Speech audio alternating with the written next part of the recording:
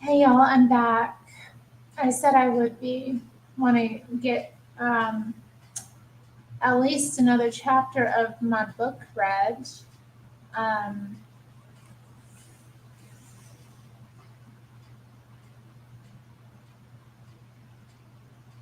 been enjoying it. How Not to Be a Boy by Robert Webb. Very funny man. No, and I told myself I was gonna try to take the sticker off the cover because it's been bugging me.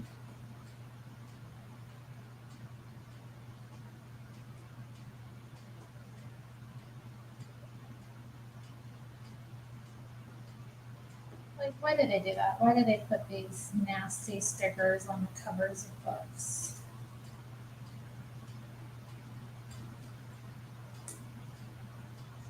At least make them peelable. Hello, Josh Music. God bless you too. Looking forward to digging into this. It looks like the tone of the book's going to change, and maybe he's going to have some reconciliation with his father, which I'm looking forward to. See how that impacts him. Obviously, the last chapter was a doozy. Got into reading about his mother's death, his poor performance in his A levels the first time he takes them, and he decides to retake them so that he can, actually apply to a decent school. And he has his heart set on Cambridge. I don't know where he went to school. I'm kind of glad I don't know much about his background. I feel like I did read about it in the past, but I don't retain those kind of details much. And at least, especially with someone like Robert Webb. I like him enough, but it's not anyone I ever became that obsessive about. So still, I love reading autobiographies. I love reading people talk about their lives and experiences and how they kind of put it into context of their overall story. I find it fascinating. Plus, I just like nonfiction. There is,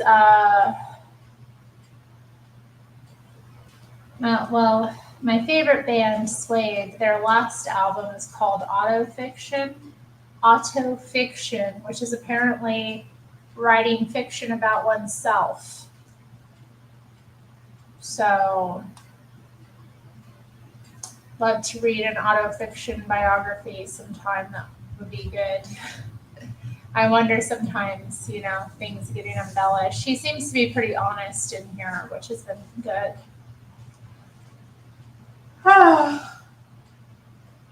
Man, I this time of year I just get so sleepy. I just want a nap. I had a big nap yesterday. Um, Probably not gonna nap today. We'll power through since it's already 4. But probably will go to bed a little early tonight. And I recommend y'all do the same. Okay, so chapter 9 is titled Men Are Organized. Okay, so it's interesting. In the previous chapters, he was describing boys, and now he's describing men. You live and learn at any rate you live. Douglas Adams. He's chewing gum, which is odd because it's the kind of thing which in others he would describe as a bit yobbish if you ask me, but anyway. He sees my surprise. You'll have to excuse the gum, boy. I'm trying to stop smoking. Righto. He's grinning at me through the chewing. A few seconds ago I said, Dad, can we have a quick word? This is the first time I've actually asked to talk to him about anything. We're outside the kitchen of the Dower house where Carol has given me a job washing dishes and painting window frames.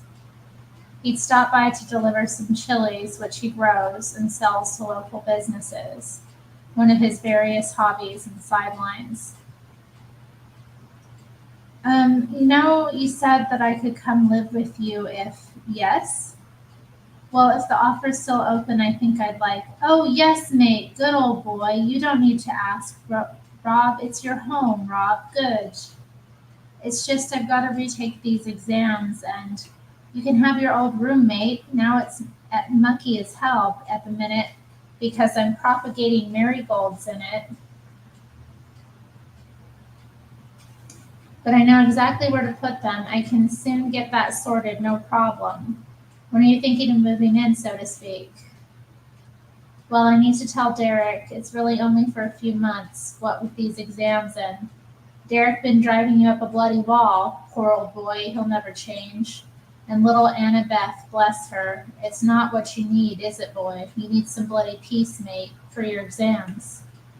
Well, this is it, mate. I'm right, aren't I? Yeah, I'm right, aren't I? Yep, you are, yep. I know I am, mate. Now my lady friend Delia comes to stay with us a few days a week, but we won't mind her. You remember Delia, boy? Ah, yes, Delilah. Yep. She'll not bother you, mate. You do your own thing. He takes his gun out and looks around. I can't see a bin, so puts it back in his mouth. He's frowning with concentration now. There's a lot to think about. I'm not saying the place is spotless, but it's clean, boy. That's the main thing. I have this woman come on a Thursday and Josie? Oh, that's right. Do you know Josie? You must have mentioned her. Bloody good cleaner, boy. Bloody good. Hard worker, real grafter. There's a brief lull while we both stand there nodding and considering Josie and her tireless dedication. Hello, modern gentlemen. Good to see you. I say, so I'll tell Derek tonight and perhaps move in at the weekend. Righto, boy. Poor old Derek. He'll never change. I break the news to Derek that night over tea, and he makes it easier for me by saying all the wrong things. Well, your poor old mum wanted you to stay here with us. This is how he's been referring to Mum for the last 16 months. Your poor old mum. I suppose it's meant with love, but the condescension of it drives me nuts. In my memory, she's alive and well, not poor and old. Any year now, I might have to say something. Actually, no, just easier to move house. What I do say as calmly as possible is, well, she didn't quite say that, did she? She said I didn't have to live with Fred if I didn't want to. But now I sort of want to, and she didn't know I was going to have to retake my exams, did she? Annabeth's gonna miss you. I take another breath. In 1991, the phrase guilt trip isn't yet in common usage, but somebody needs to invent it, and quickly. I feel terrible about it. I feel terrible about AB. It doesn't occur to me that when he says she's going to miss me, he's actually saying that he's going to miss me. If he liked me that much, why'd he been so bloody annoying? In fact, why was he still being so bloody annoying now? I think Derek was just an annoying man, from what I can gather. Like, Derek's the kind of guy who never would have had a family unless, circumstances worked out the way they did in his life to bring Pat into it, like with a ready-made family, and then, eventually years down the line, a kid of their own. Like, just the way he's described by Rob in the book, like, he just seems like, a difficult man. Like, difficult to live with, hard to love, maybe a bit. Definitely some odd habits and a gambling problem, his stepfather. But still a very sweet man. Oh, I feel for Derek too, losing, and he was very attached to Robert. The priority now in the masculine mind of the boy who claims he doesn't like masculinity is to become angry with Derek. Obviously, I'm so heartbroken about Mum, so I'm angry with Derek. I feel guilty about abandoning Annabeth, so I'm angry with Derek. I feel sorry for Derek, so I'm angry with Derek. It is true, and I learned that about myself as well. I think just growing up in a more masculine environment, I didn't ever feel comfortable. It was very common for me that the first response to any emotion would be anger. You know, I remind you of Amy Winehouse. I've had other people say that. I don't know if that's a good thing or not. Yeah, isn't this a great headband? If y'all could see the full fit, it's pretty cute. I was a little casual today, but still on point for church. But anyway, I know, Derek, sort it out, mate. It's good, yeah. Okay, yeah. She had style and flair, I have to say. We miss her. We want her back. Mm, okay. But yeah, as I was saying, anger, I think that's really common in men, especially. It's definitely what I had modeled to me by my father. Just, doesn't matter what you're actually feeling, doesn't matter like sorting it out, just respond with anger and everything will work out. Of course it doesn't. It just makes things worse often. But it's like it's considered like masculine. And I was thinking about that this week with all the hubbub about the rioting in the UK over the stabbing of those little girls. Just how, it's a tragedy more than anything else. And it's like gut wrenching to think of like, sweet little girls being killed and like, how do all these men respond? Immediately, it's anger. And that's not the truth of what's like, that's not really what a lot of them are even feeling. But anyway, let's move on. But it's the masculine thing, get angry.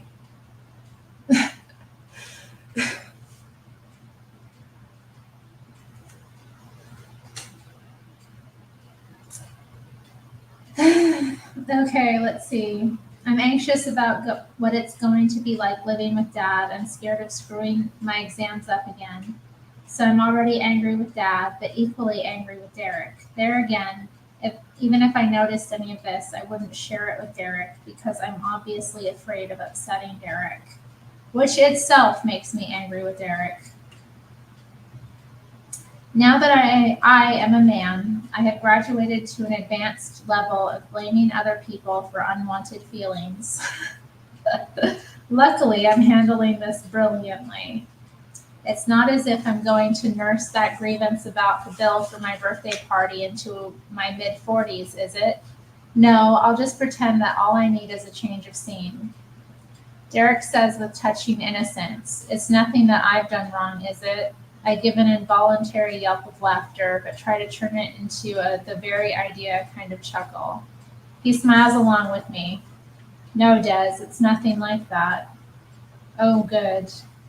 I just need a change of scene. Yeah, I can see that he really doesn't really buy it, but I haven't given him a choice. It turns out I am a ruthless bastard after all. Except that's not how it feels when I finish packing the car the next day and say goodbye. I tell him I'll see him on Sunday, which is true enough, and with True and John around, I'll see plenty of them all. But there's no point pretending that this isn't a big deal. The bungalow was home for 14 years, then Mum died, then I moved out. I'm closing the front door when I hear his voice calling from the kitchen. We'll miss you. I hear the catch in my throat as I call back truthfully, I'll miss you too. I close the door as gently as I can. How sad. Yes, mommy's boy. I mean, yeah, he definitely did grow up more. I mean, this is what happens, isn't it? He's at pains to avoid calling them rules. Instead, he mentions just a few guidelines, so to speak, so we don't drive each other crackers. This is very welcome. I'm extremely keen not to annoy Dad. Really very keen indeed. Obviously, if I think too hard about how he used to treat Mum, there's always the chance I might kill him. Otherwise, I'm just scared of him. It's the perfect domestic arrangement. The deal is that he cooks and I do the washing up, including the milk bottles. They need to be thoroughly cleaned so that the milkman doesn't get milky fingers when he picks them up from the porch outside. Dad seems very confident that the milkman's preferred technique when he picks up a pair of empty milk bottles is to insert his fingers into the bottlenecks. I can hear the contempt in Dad's voice for those other thoughtless wankers who don't wash their milk bottles. Not only would the milkman get all milky, but the milk would make the bottles slippery and they might get dropped and smashed. And that, as Dad points out, is the last fucking thing we need. I privately wonder what might be the second to last fucking thing we need, and I suspect the list thereafter is quite long. But this is the honeymoon period, and I try to admire his consideration for a fellow working man. It is important to consider other working people. I concur. I really can't stand an MFer, as it were, who doesn't consider, just how to make things easier when you can, not make it more work for people or make their jobs harder than you need to. There again, I had no idea that in the last 14 years he had grown so fastidious. I know with alarm that the items on the table in the front room, telephone, pens, notepad, placemats, wallet, are all arranged at perfect right angles to each other. Oh, his daddy's OCD. How exciting. He tells me that he understands that teenagers find it a bit of a struggle to get up in the morning, but he would appreciate if my bedroom curtains were open by 8 a.m., even if I subsequently go back to bed, so that the neighbors opposite don't think I'm a sloven and a layabout. I'm about to say that I don't really mind what they think of me when I realize it's not my reputation that's at stake here, it's his. He won't have it whispered darkly that his son is a layabout, or indeed, that he's the sort of man who could possibly tolerate living with one. So what I now do reflects directly on him. A feeling of unease begins to take hold. Could I please park my car exactly here? It's not much to ask, is it? There's a public track running past the side of Sleep Moyne, which splinters off to curl around the back of the house. At that point, it becomes private, and what we might grandly call a driveway. There's plenty of room, but merely as a guideline, it's worth showing me to the nearest square inch where Chesney's front right tire will need to land before it starts to make the place look untidy. It's 10:30 a.m., and he's got a can of Carling on the go as he takes me through all this. That's quite a departure from Derek, but I figure it's a Sunday and what the hell. Still, he's now boring himself and so speeds up. Do you know how to work a washing machine, boy? Well, didn't think so. Here. He puts the can down and shows me the washing powder under the sink. Powder, expensive, goes in here. He yanks open the powder drawer on the washing machine. He then teaches me very badly about what the various styles do. I'm nodding along in my best impression of taking in complicated information with surprising ease.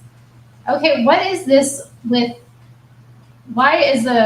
there's instructions literally on the washing machine. It's like self-explanatory. Am I missing something here? Like, I remember watching a Michael Knowles video where he was talking about how he didn't know how to use a washing machine or something. And I didn't know if it was a joke or if he couldn't. I was like, can he not read? Like, it's right there. Like, what's going on? What's wrong with the men?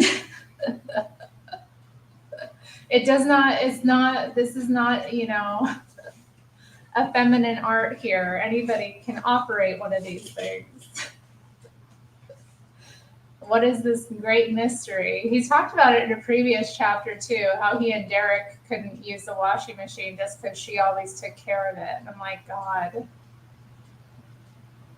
Taking care of it for a husband and then what? 3 kids?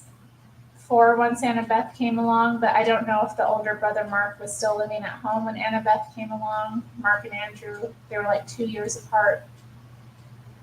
I don't know. It's a lot. It's a lot of laundry.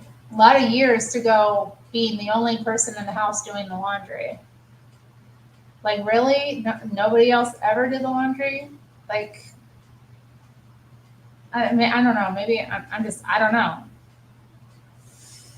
Okay, I need to, get off of my little washing machine rant there. I'm nodding along in my best impression of taking in complicated information with surprising ease. It's not complicated. It isn't complicated. Press 1 if you think using a washing machine is complicated. Oh my God. At the same time, I racked my brain for memory of Woodhall Spa ever having a laundrette, like the one in the Levi's advert with the soundtrack of I Heard It Through the Grapevine, and that beautiful model taking his clothes off. No, don't think about the model. Anyway, to use a laundrette in Woodhall would surely invite censure and ridicule, as if you're letting the side down. I still got 100 pounds of my inheritance left, plus what I earn at Gateway. Maybe I could just carry on buying underwear until I move out. I now regret turning down the offer of a lover.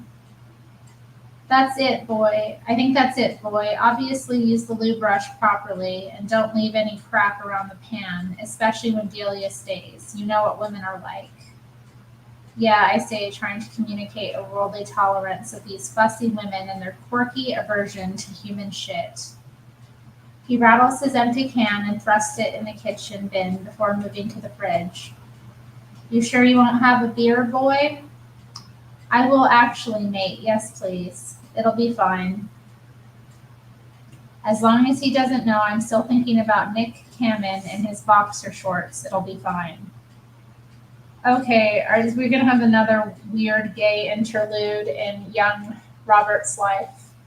Dystopian Deep Dives says 2. Oh my. 14 says Modern Gentleman. I don't know what that means. I mean, I think Robert is very sarcastic. He's very dry. That earthy English humor that we all love is coming across in this fine work. Oh, and hey guys, I did get the sticker off the cover. So look at that. Isn't that much nicer? My dear Robert Webb. Look at him. How old is he? Talking about how not to be a boy. My goodness. There's another interview at Cambridge and another offer. My headmaster, Thomas Beaker, tells me that a second offer is extremely rare and that you've got a good chance now. I have to turn the 2 C's into 2 A's. The resits are in November, so I've got 2 clear months in a quiet house to revise in. Great. You'd think I'd do some work at this point, wouldn't you? You'd think I'd want to get this A-level stuff out of the way, if for no better reason than to avoid boring the patient readers of my future memoir. Sadly, some of us really are slow learners. I do the washing up at home. I do the washing up at the Dower House. I hang out with Will, mending and spraying over bits of rust on our cars. I go out most nights without much enthusiasm. I give meticulous attention to my revision timetable, using different colored pens to outline exactly when in the future I'm going to open a book. I open a book and look at diagrams of supply and demand. I think of the bungalow. I close the book. I quit Gateway, saying I need to concentrate on my studies, and then ask the manager for my job back the following week. It occurs to me while listlessly taking in the tea time repeat of Neighbors that I'd already watched 4 hours earlier that something is up. But then self-awareness is not the same thing as wisdom, nor wisdom the same thing as action. That's deep.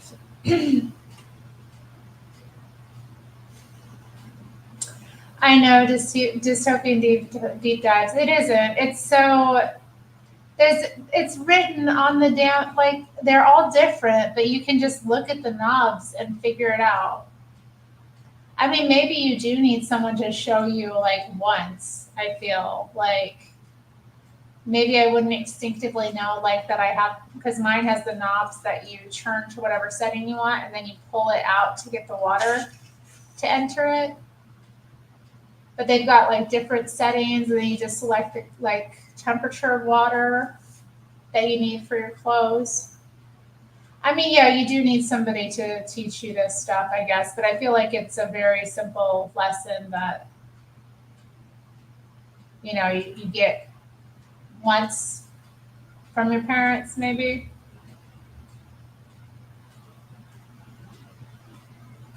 I don't know. I find it like amazing. But I was also, I'm thinking, like, what time was this? She was a housewife in like the 70s and 80s. So, probably very accustomed to doing that. But it doesn't sound like Derek was, her second husband at least doesn't seem like he was a real go getter. Like, I don't know what he did for a living, but it seemed like he, you know, worked less than he needed to. So I don't know why he wasn't picking up the slack. Especially a guy who's been single that long. I don't know. I don't know. I don't know, y'all. Maybe I'm just like a feminist. I don't know. I think I'm not, and then this conversation comes up, and then I'm like, would I be willing to, for multiple decades and possibly the rest of my life, be the only person in the house that is doing laundry? I don't know. It dips in and out. What are you talking about? Are you talking about your washing machine? When am I coming to the UK? I have no plans to go back to the UK anytime soon. Is there something I should come for? I did see, I mean, Phil, when he was on here, he went to London this year and he went to that interesting museum that he mentioned. Yeah, I know. And then I have people that like tell me, once a feminist, always a feminist. Anytime I say anything that's like, hey, women should stand up for themselves, or, the way this guy is treating women is bullshit. Was it Rebecca West that says, I don't know what a feminist, or yeah, that famous quote, I don't know what a feminist is. I just know that people call me it anytime I express what opinions which differentiate me from that of a doormat. Yes, Rebecca West. She was a suffragette. They were cool. I would have been totally smashing up those windows. I'd be like, votes for women all the way, y'all. I love women. I love being a woman. I'm also grateful that I'm not a slave like my, predecessors were. You know what I mean? I'm grateful that I, have options in life and that I don't just have to like put up with being, you know, taken for granted and treated poorly. You know what I mean?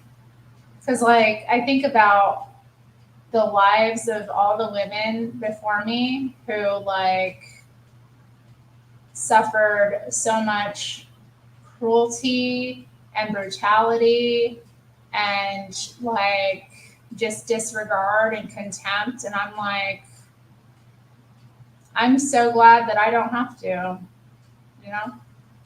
I know you would, Batman. You would never do me wrong. You'd be my superhero, wouldn't you? And I'd be what? Your Catwoman? I know. And just, yeah, being able to control my own finances. Yeah. I'm very pro having my rights. I'm very pro having, my freedom. I'm pro having options, if for some reason, the man that I have been entrusted to becomes unreliable or cruel. Like, you know what I mean? Because I don't think women should have to live in those situations. They should not have to be completely at the mercy of the men in their family or a man that marries them. So that's what I believe. I believe we should have a level of enfranchisement and we should be citizens fully,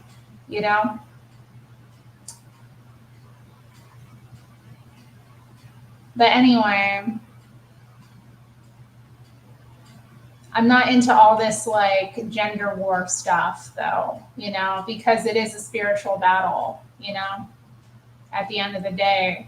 It's not a man woman thing. It's a battle between like right and wrong, good and evil, forces of good and evil that do battle in human beings. Who is you? There is no you, right? I don't know about that though. When I think, is there no me? Yeah, hate. Yeah, hate is the real battle. It's a battle against hate. It's a battle of choosing love over hate.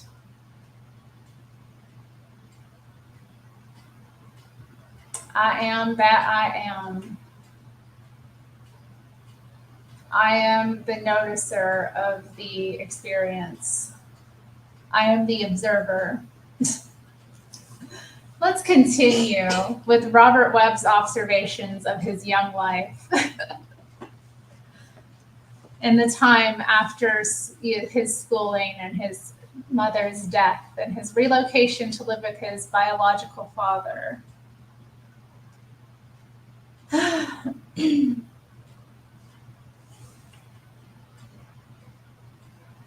I spend September imagining how hard I'm going to work in October. I spend October wishing I'd done some work in September. That's right. I keep it strange, lucky Leo. That's right. We keep it strange. Stay you, right? Passenger, that's an interesting way of thinking of it. Yeah. I am the father of one.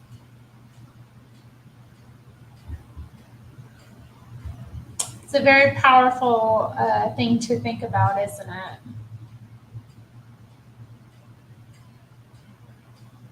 Do I really believe that? And how would I be if I really believed that?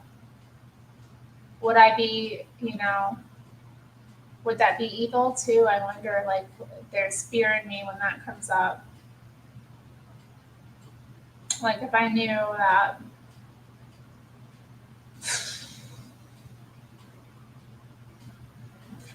Y'all, did you see my little flower on my face? I put a stamped flower on my face. I haven't done these in a while.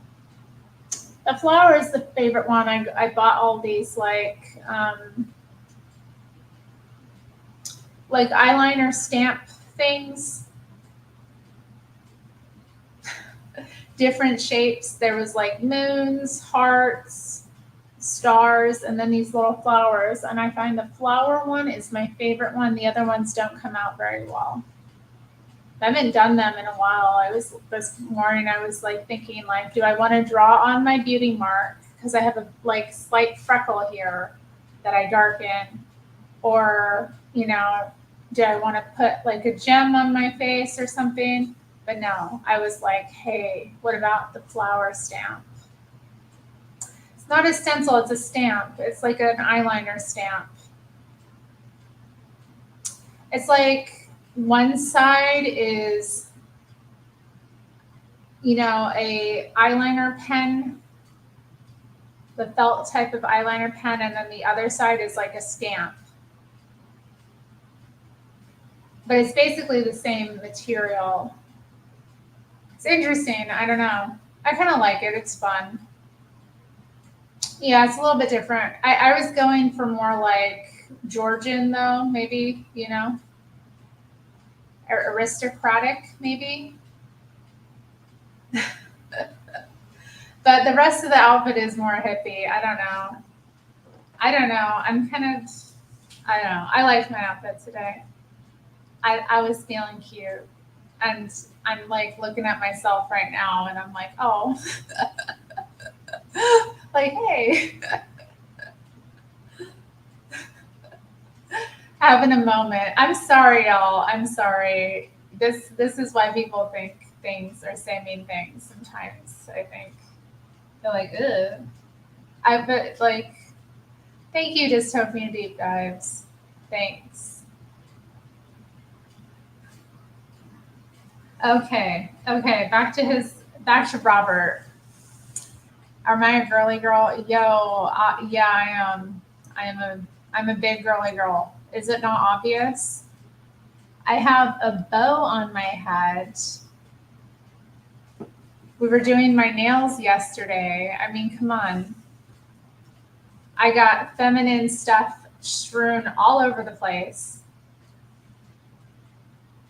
I have multiple types of devices for my hair. I have so much makeup.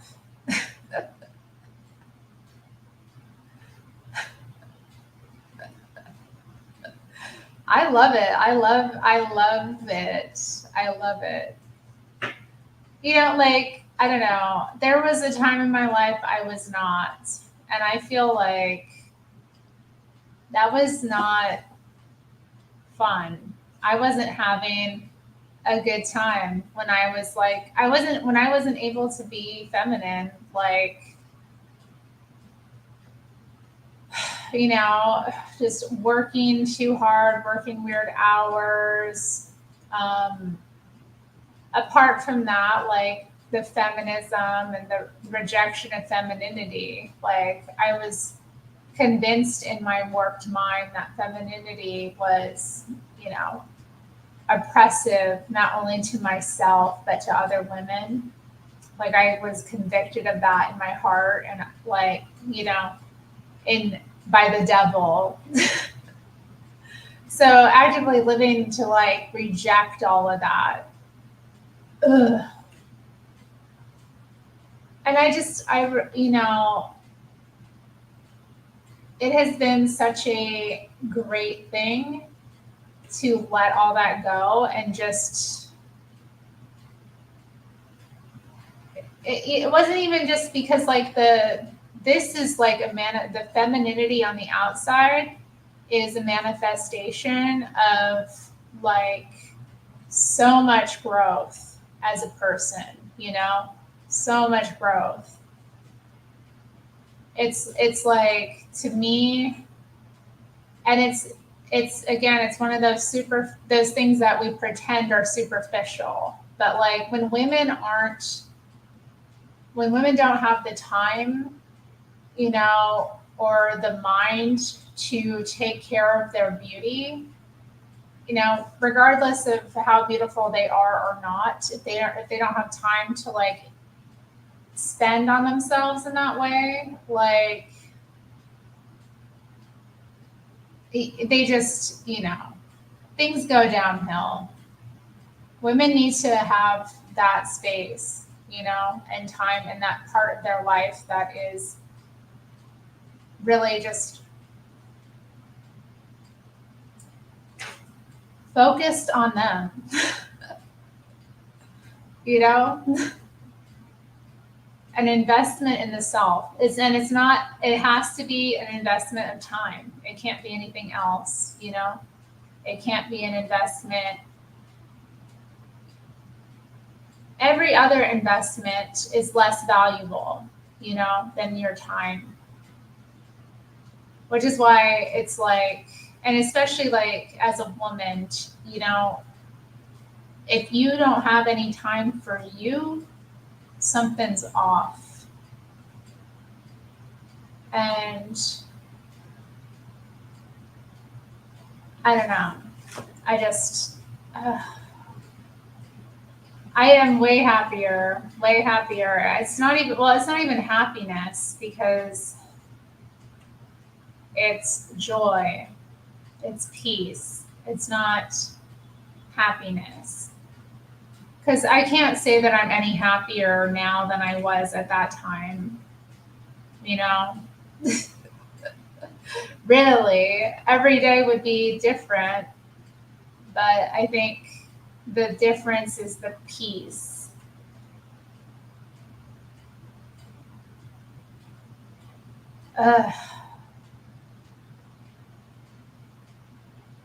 Because I was like at war. You know, there was a war going on in me and in the world around me, you know, based on that war in me. So now that I'm not at war, you know, we've come home, we've rebuilt the nation, we've created monuments to the fallen. You know what I mean?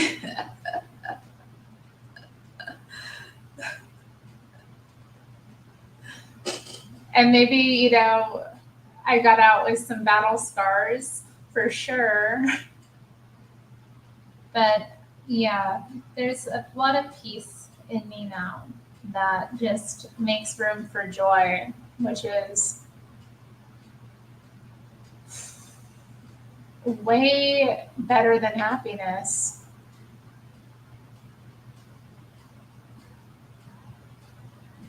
Okay, back to Robert.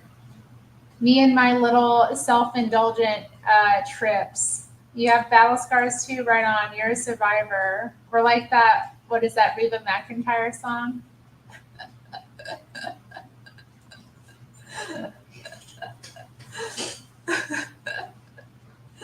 Okay, enough. um,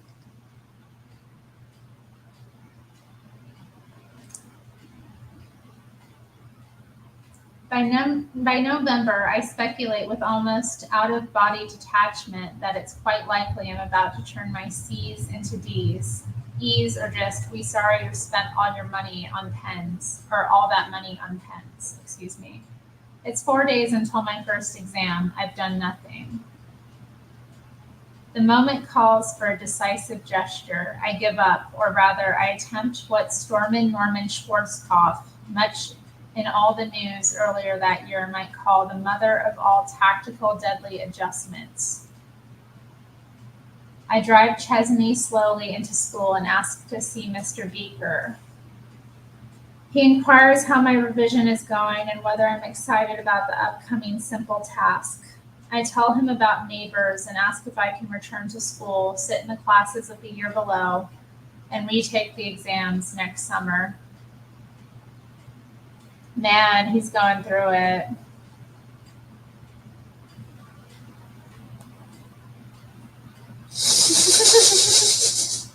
Really? I've never actually seen it.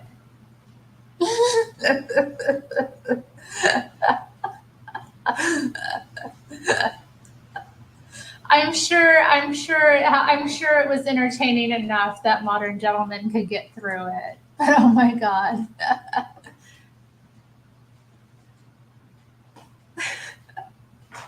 Yeah, I haven't really even watched Reba. I don't even know what it's like about.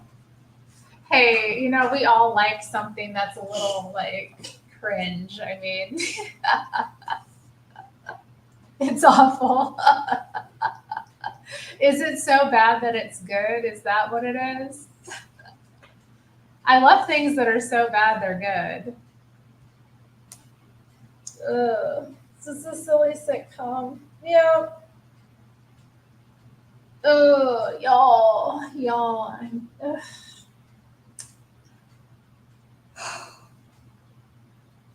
Ugh.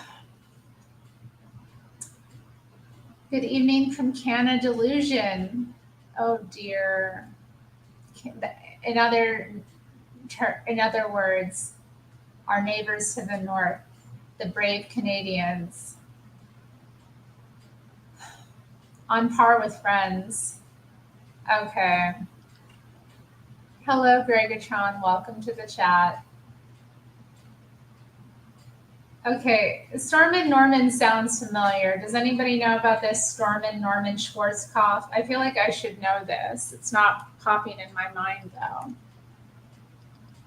Let's see, Stormin Norman. Is this related to like? I did. You know what? I had somebody was talking about this guy at church one day. First day I met Joanne, actually. There was a guy that I hadn't met before. It was called Mormon, and we sat together at the table, and he spoke Korean. He had served in the Korean War, which actually my grandfather served in as well. And so actually so did other Norm. I love shout out to the Korean War vets. Um, Gulf War, okay, yeah.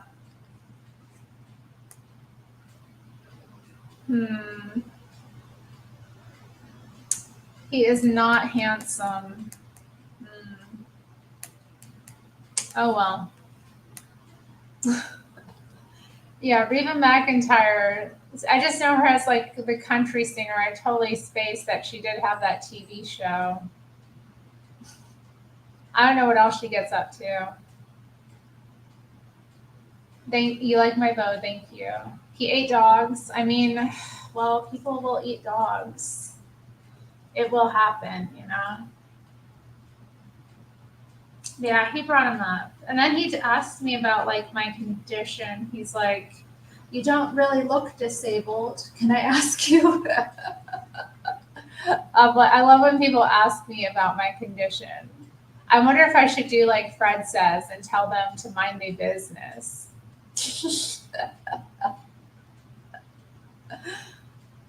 uh, but I don't know. I feel like that's not. I don't know. I don't think that that's the right response. There was a hot guy on the show. Okay, so Storm and Norman is not handsome, but there might be a guy on Reba that's some eye candy. Nice.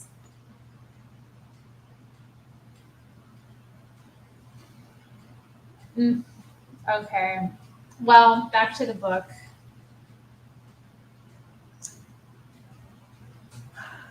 Oh. It's always difficult to tell with a man with a beard, but I'm pretty sure I've just ruined his week. The look on his face as he calibrates his answers increasingly familiar. It's that I knew we were going to have to cut this guy some slack, but this is ridiculous. Look. He agrees to take me back, but concludes that this sends a terrible message to Cambridge, and it's probably curtains as far as they are concerned. He doesn't put it in exactly these terms, but it's quite clear that I've royally bollocksed everything to arse. That's good British swearing right there.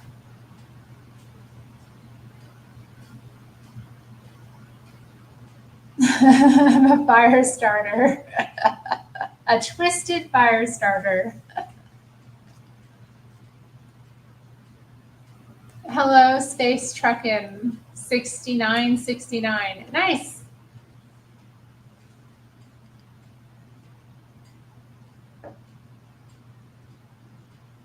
Oh man. Should I read the British swearing again? Did you all like that? Yeah, oh my goodness. We do, we and us and our thrills, huh? Me and mine, you and yours. What is it? Poof. I bet this is a thrill. I get a thrill to coming on here and doing this. Bollocksed everything to arse. I've hold up. I've royally bollocksed everything to arse. My goodness. Is Lucky Leo still in the chat? How did I do? I go home to tell Dad that I'm going to be living with him for another 7 months. I'll do my straight talking, short, concise sentences fairly loud. He appreciates that. I wait till after tea. Half an enormous marrow each from the garden, stuffed with mince and onion, with potatoes, carrots, and broad beans, also from the garden, and bacon and Lincolnshire sausages on the side, also beer. He does something like this most days. We live like kings, or at least the hobbits of the Shire. That sounds nice. I mean, yeah, all that wonderful. Yeah, he does seem to have these like incredible roots, you know. His father and mother's family, you know, that helped raise him, and these he got to eat all this healthy, homegrown from the garden vegetables and locally sourced bacon and sausages, and have beer with his old man. I'm almost a cockney. Oh God. Never. I couldn't be a cockney. Oh God, no. No. Uh, just watch yourself and be aware. I know, but like the awareness is kind of like exhausting. It's like, oh, do I need to do something about this? Sometimes, I don't know, it does kind of get a bit humbling when I make myself aware of how like much I do just for a little sense of life, which is very immature, right? I shouldn't be that way, right? I don't know. There was, yeah. Court is in the house. Shout out to Court for the lovely super chat. He bought me some coffee through Ko-fi.com. Check out the links in on my channel if you want to give a similar donation. Thank you, Court. Um, Frederick, LA. Hi, Frederick. Hello. How are you? I still do get angry sometimes, yeah. But do I have anger? I don't know. I have to stop like letting it slip in. I have to repent and stop calling it me. See, just there in my mind, it always wants to say mine. Ugh. Well, lucky Leo, I'm trying to be strange. I'm not trying to be normal. Ew, I don't want to be a normie. I don't want to do that.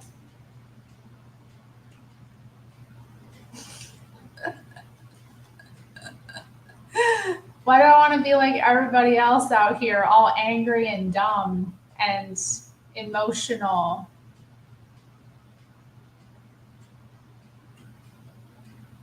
I don't know. I don't want to get angry. There is never, ever, ever, ever, but never a reason to be angry. Anger is 100% abnormal. I mean, what do we mean when we say normal? Like, we say things are normal, but when we really just mean they're common, you know? Common and normal are two different things, right?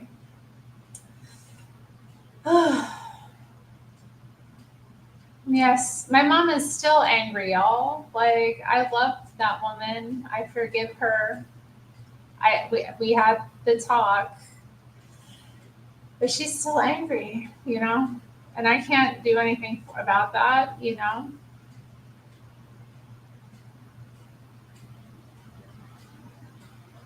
Hmm. Fred says, yeah, because words are spells and I be working spells on people. That's true, yeah. You get people to testify against themselves. And I worry about that too sometimes. Like, sometimes I say things and I'm like, Terry, you know better than to use your words in that way. Like, you shouldn't speak out loud or even write anything like that, that in any way, you know, speak something on yourself that isn't a blessing. Yeah, that's true, Batman. It does. Right? Like, this is why I try to mind my business, or like when gossip comes around, I'm like, I'll hear it, what's being said, I'll observe it, but like, I just don't want to pay attention to it, or give it that much of an ear, or any of my like time, because it's just, other people's business isn't our business. And when we make it our business, then we're like really, yeah, I don't know. You figure it out, y'all. You know what I'm saying. It's not the right way to behave, to get invested emotionally in other people's business.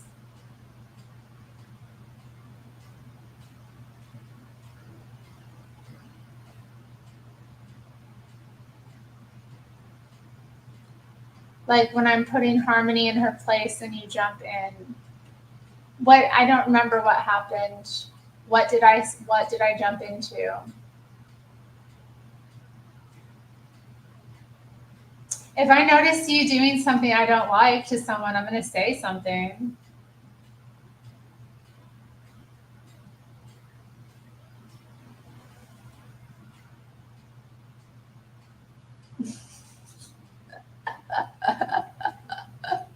Okay, yeah, I did see your comment. Gregatron has given me Snow White as a new nickname. Thank you.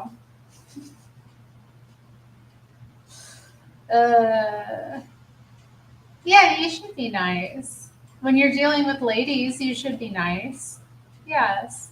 You should be a gentleman. Bruce Wayne was a gentleman with ladies. Until he wasn't.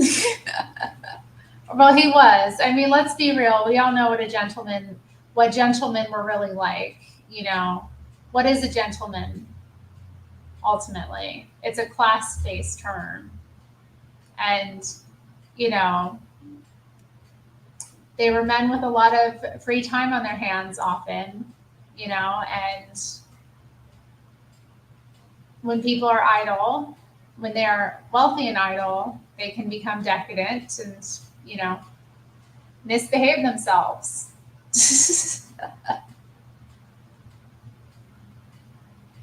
Yes, but sometimes y'all say things thinking y'all being cute and funny when y'all not.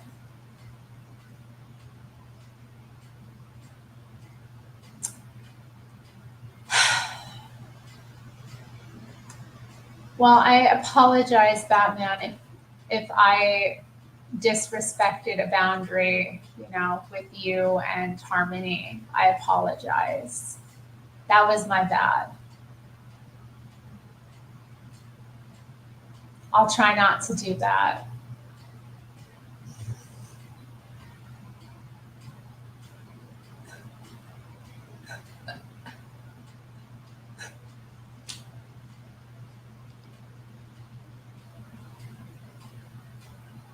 Oh, here we go. We've got a real life modern gentleman in the chat.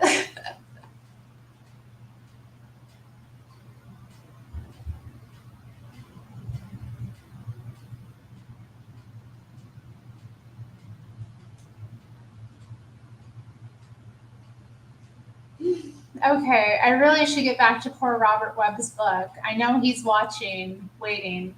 He's like, what's she going to get back to my book? It's late where he is. He's probably tired, so I apologize, Robert. Okay.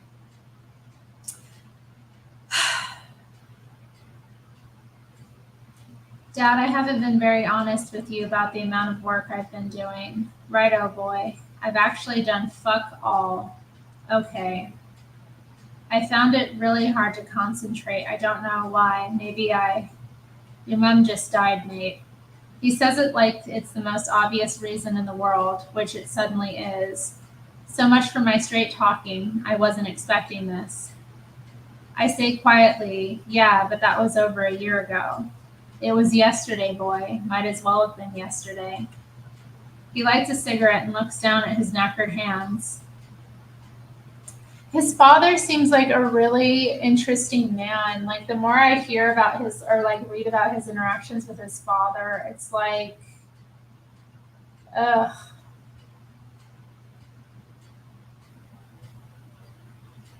It's just so sad how his family fell apart. You know, you wonder like if they could have just worked it out, like how much better things could have been. Because I don't know, you see the growth. But anyway,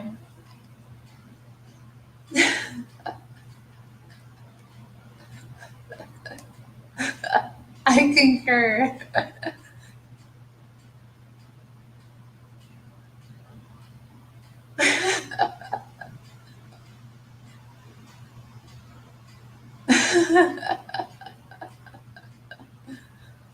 Hopefully, everyone here is a friend to Court Green. Okay, so back to the book. It's yeah, I mean his but like his dad is just like very again salt of the earth, you know,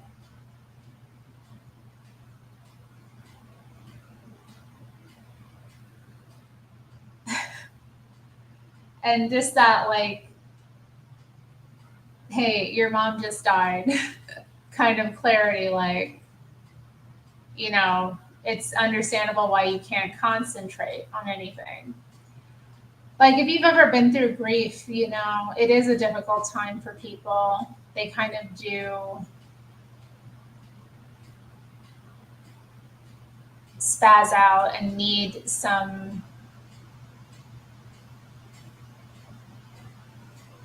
I don't know, just it's hard for them to have like really good direction and concentrate on things. It's, you know, it's a chaotic time when someone like close to you dies, you know? And especially like your mother when you're a teenager, your last year of school. I mean, that has to be just tough, very tough. So, anyway,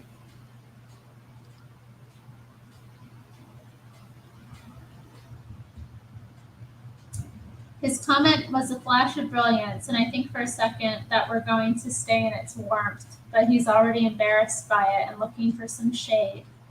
He's still grieving too. I had no idea. It's hard, Rob, what you're doing. I couldn't bloody do it. I was a dead loss at school, apart from gymnastics. I enjoyed gymnastics. Old Jerry Layton used to teach me. He's still there. Is he still there? I think I told you before. Is he really? Yes. Fancy that. Anyway, I'm sure you're doing your best, boy, in your own way, bless your old heart. He seems pleased that we've had this frank discussion, but now rubbing what's left of our chainsawed thumb, but rubbing what's left of our one chainsawed thumb over the other, he's visibly cheering himself up by reliving his achievements on the trampoline or parallel bars or whatever it was. I'm tempted to leave him there, but want yet more reassurance, and I know how to get it. Sorry, headmaster.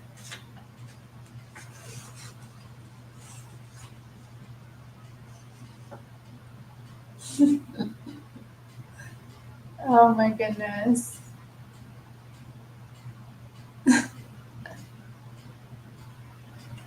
Hi, Tar Baby Yoda.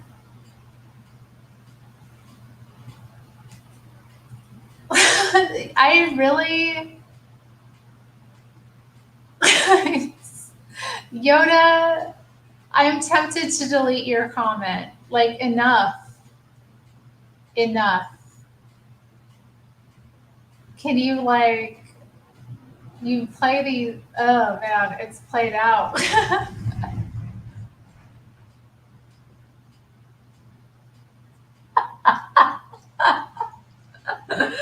Oh Lord, I'm embarrassed.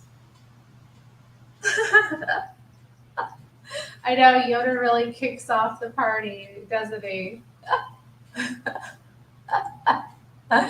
I know. I'm like, but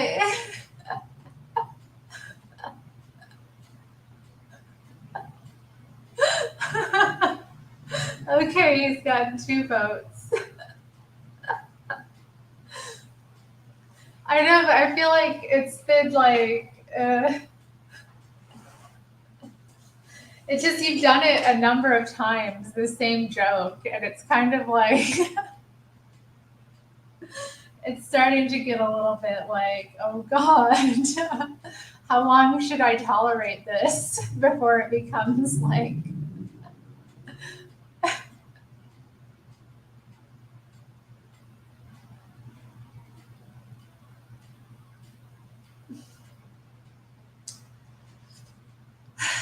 okay, let me get back to the book.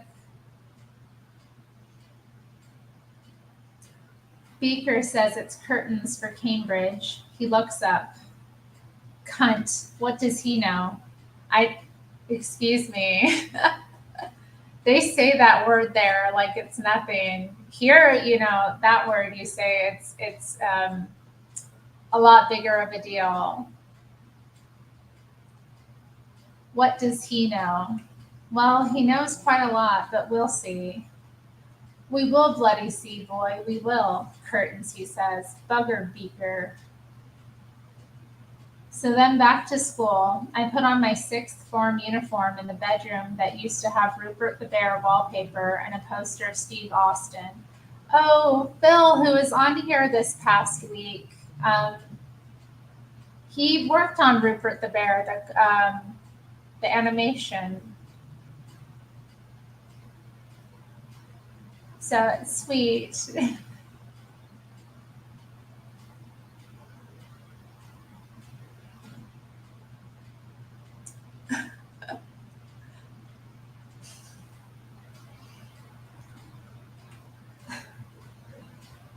Everything is too small. It's wrong to sleep in this bed now that I've got armpit hair. It's also wrong to put a school tie on when all your friends are taking a degree.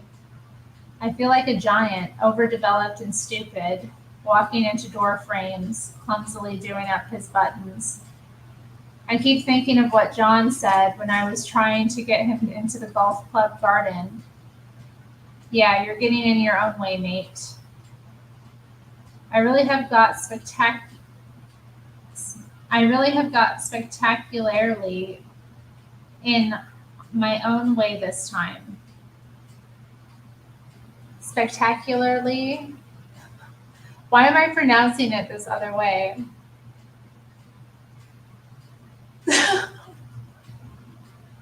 Why do you think he stopped, Yoda? Why is it only the 70s, 80s, and the 90s?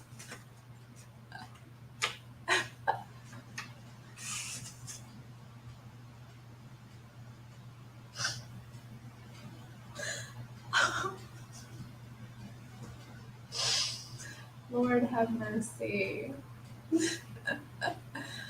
Hello, Irish Repub. I suppose.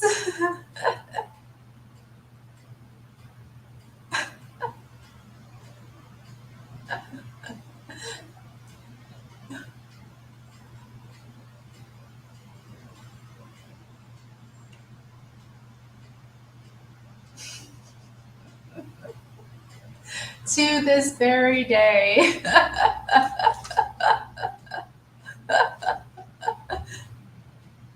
Or life. It's a lifestyle, Yoda. Oh, God.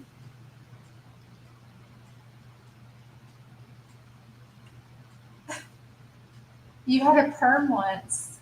I had a perm once, too. It was horrible.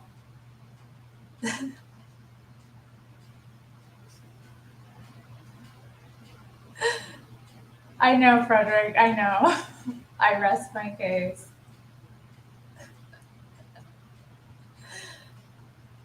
Okay, shall we continue? Very fun interlude in the chat. I'm sure Robert Webb, when he watches this on catch up, will be very entertained by the live chat option that is happening while his book is being read. Maybe he'll have some material. Oh, Oh, Lord, don't dox that Irish for pub. Come on. Oh, God. um, let's continue.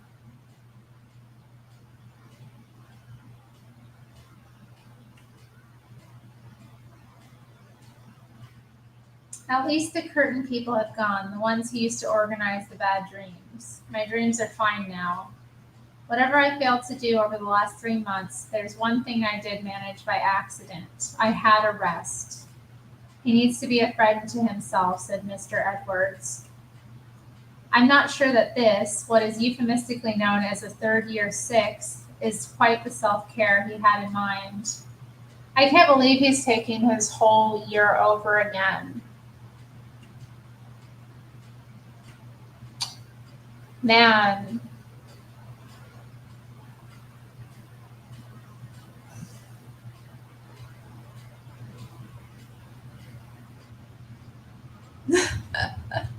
I am past the first page.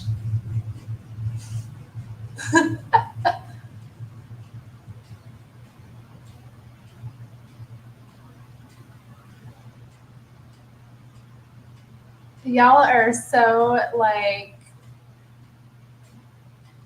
silly right now. Like, really?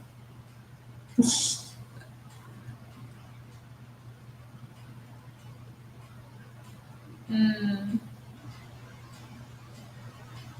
Yeah, I'm trying to think if I can remember anybody who was held back in school.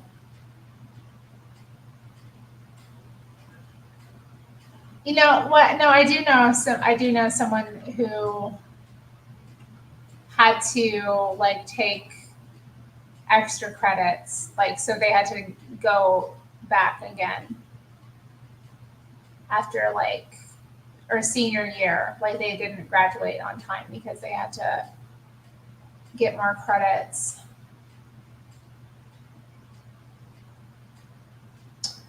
But I don't know if like in school, like when I was smaller, if I can remember anybody who'd been held back necessarily.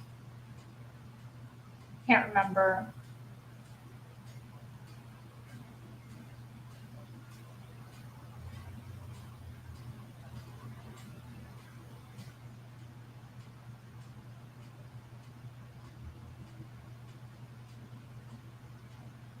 Yeah, I imagine that'd be very difficult. Like, yeah.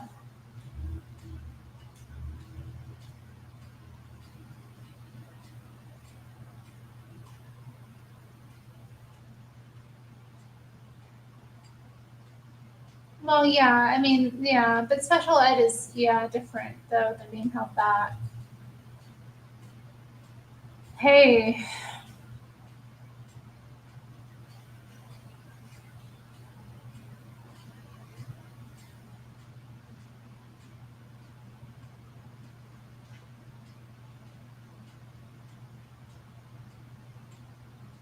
are you all really making short bus jokes?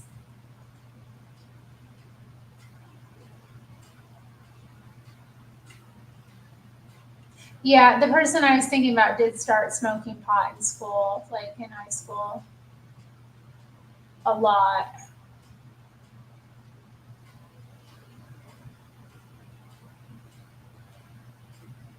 The kids are gonna really cute. Yeah, and I'm sure it would be rewarding to help assist in the educations of children who do have special needs.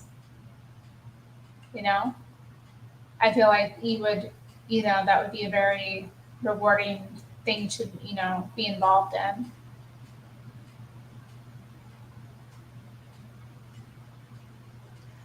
And yes, a lot of the times those kids don't get very good teachers either. Like, yeah, I know. I loved some of the special needs kids at my school. I don't know. And I volunteered with them a bit in a couple of grades, like fourth and fifth grade.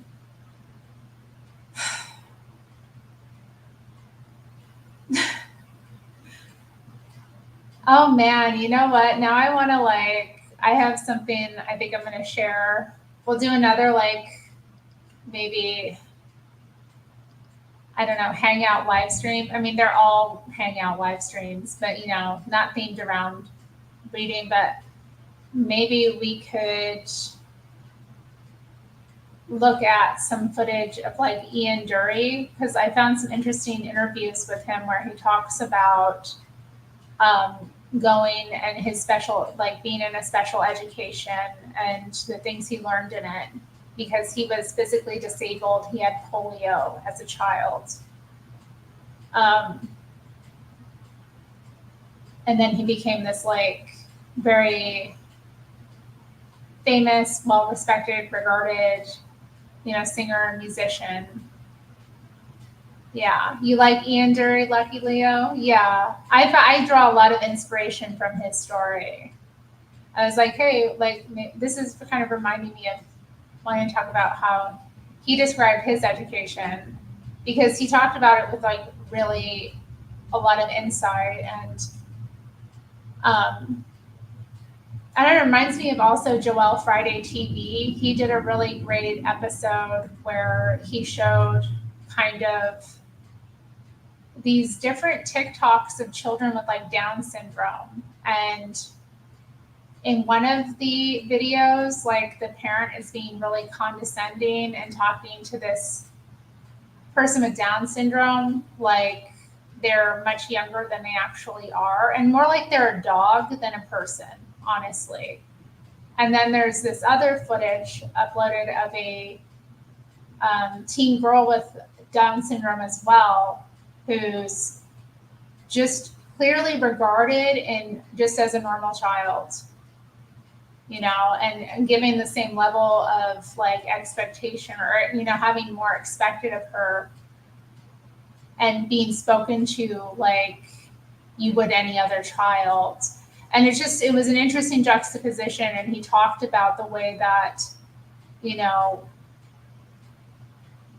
how, you know, those kind of differences really reflect in, you know, in parenting, reflect in children and how much they're able to do and become. Of course, every individual is different, but I know, haven't you, like, for the people I've known who've had Down syndrome, I've known some that were a lot more articulate than others, you know? And if you're like speaking to them, not correcting them, you know, not actually taking the time and effort with them to, you know, help them catch up themselves to live in the real world. Like, you know, people will take handicapped children and make their situation even worse by coddling them, you know?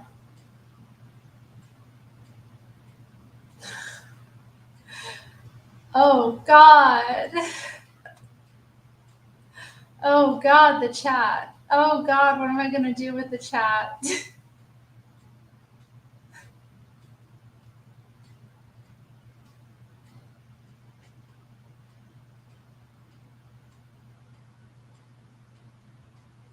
See, yeah, like that stuff, practical skills.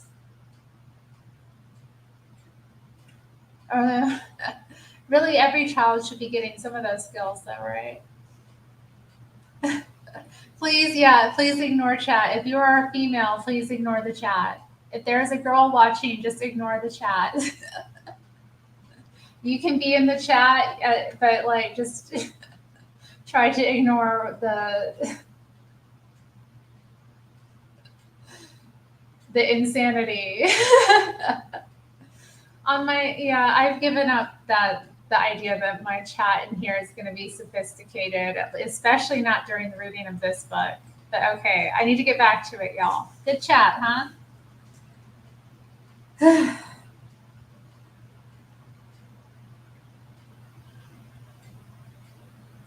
One Sunday in the pub, Andrew asks me if Dad makes me a packed lunch for school and gives me a kiss as he waves me off. I tell him that's exactly what happens, and I also tell him to fuck off. I'm just relieved that the situation merits a joke. It's when the jokes dry up that you know you're in trouble. I'm sharing the sixth form with people that Pete, Will, and I used to refer to as Winkies, the little kids. They're not so little anymore. They're my history and economics A-level co-Winkies. Pete has got himself a job, and so has Will, although the latter is bound for a 2 years course in Preston that he's obviously going to hate. Accountancy, for crying out loud. I don't know. I always thought that would be interesting to study. I mean, I still think about it sometimes. I still think, like, maybe I should get into that. Is Maina here? I didn't see Maina. Yeah, Maina's a lady. Well, we use that term loosely.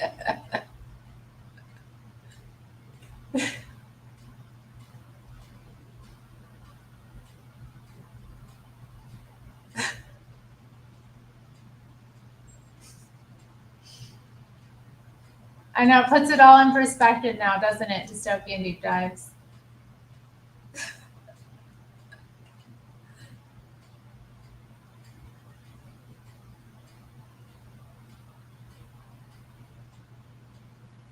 Okay.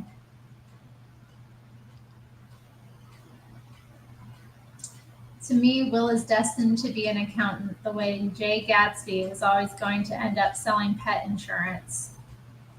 But I suppose the way I see it, Will isn't the way he sees himself, so I try to look encouraging.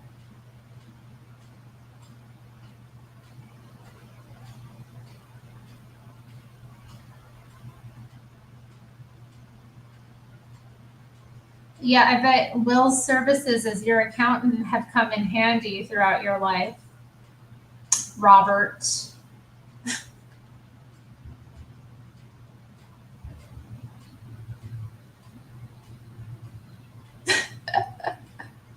Nice. She's watching. Oh, hey, Maina, if you're watching, we love you.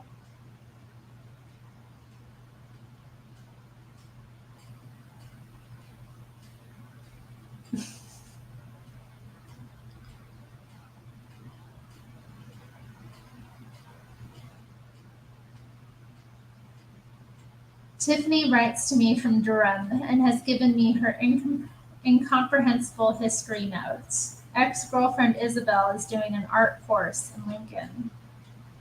My only available tactic. What was that?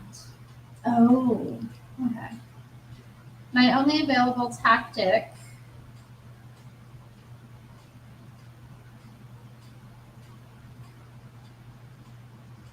for coping with this level of self-inflicted humiliation is to get the jokes in first. Otherwise, I roam the corridors quietly. My edges are being planed off with a power tool. I'm gagging on humble pie. I tread softly like one who has just performed an 18-month tap dance on his own dreams. The present upper sixth treat me with a sort of fascinated horror, but also a weird respect. I am, after all, the school superstar, the one who does all the funny plays and sketches. Most of them also know my mom died and that I'm here because I'm hell-bent on Cambridge. All rather glamorous, intentionally or not. It's the glances I get from younger pupils that give me the fear. I'm a cautionary tale. I'm the scary story you tell your children to get them to do their homework. Once upon a time, there was a 19-year-old man in a school blazer. I mean, why the hell not, though?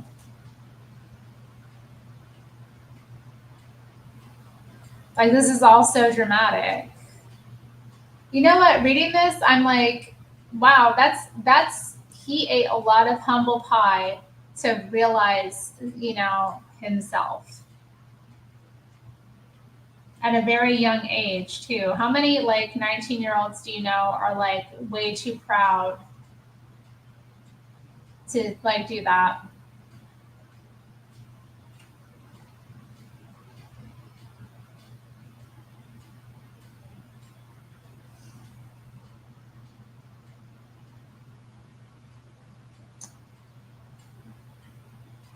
Greg Jones versus Gabby Garcia match.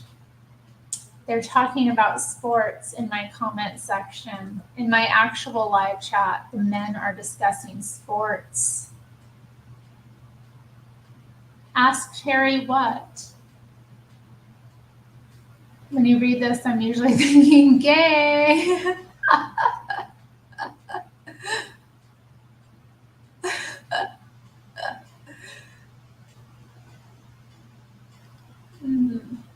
That's true. It's good if you have perfect peace. This isn't an everyday sports thing. Okay, well, what's different about it? Enlighten me. What's happening? There is an obesity problem in America. There definitely is. Y'all, don't be fat. If you are fat, like, come on.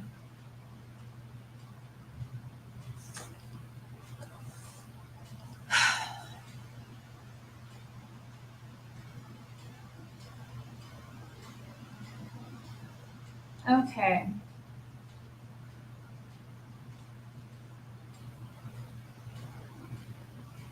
It's not like I don't know anyone. Daisy, Will's ex-girlfriend, is as friendly as ever. I even forgive her for shagging Will, though not out loud. And incredibly, Marina seems to have forgiven me. She's in the lower sixth, but crosses the invisible border in the common room to say hi. I notice that there are rumors about me and Will, which I do nothing to discourage. In fact, I start to cultivate a deliberate sexual ambiguity. In a common room chat about Thelma and Louise, I casually mention that Brad Pitt is obviously some beautiful model they've given a few lines to, and my co-winkies seem to appreciate my bullshit insights into Hollywood while going a bit quiet at the use of the word beautiful. It doesn't take much. Similarly, when our economics teacher describes bisexual John Maynard Keynes, excuse me, it's Keynesian, right? I didn't know he was bisexual, really?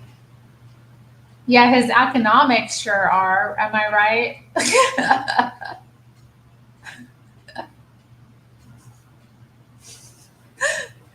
Yoda, you can't say that.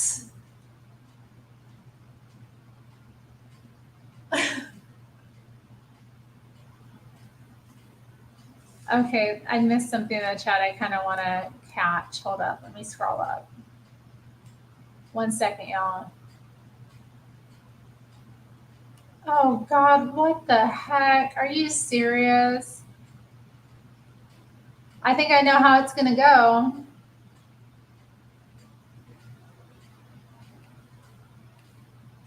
She might be sleeping.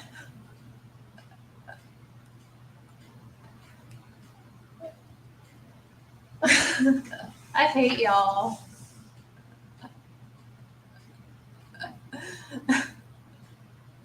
Don't ever talk about me this way, okay? Like, come on. Like, she is. You know what I mean? Like, you're not talking about me, you're talking about someone else. And I don't think you should be talking about her that way. I think maybe you've gone a little too far. We're not going to put anything up.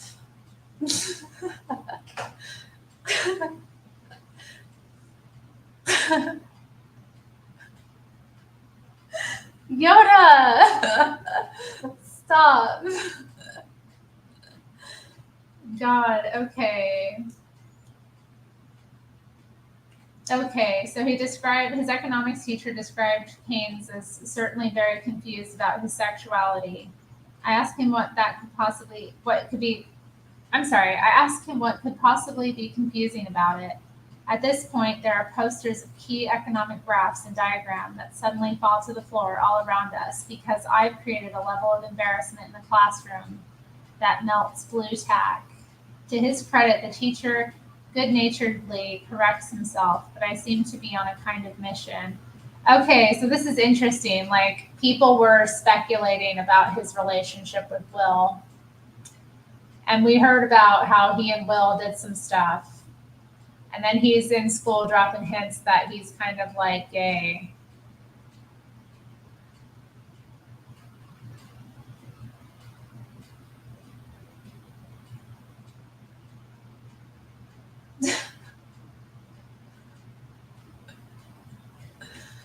Oh, God. Gabby Garcia. I know. I want her to scroll back. Mina, if you're watching this on catch up, she hates this book though. She keeps calling it gay. Okay, let's see. Gabby Garcia. Dang.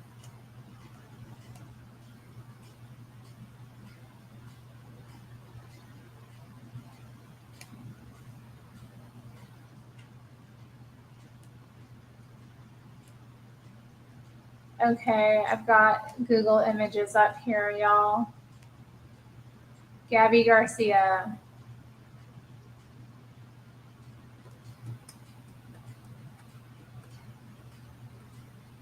Quite a specimen. I don't know. I'm a bit freaked out.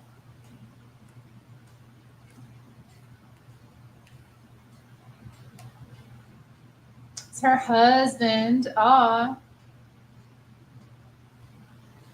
She struggles with depression. I mean, I'd be struggling with depression too. Oh, her wedding photos.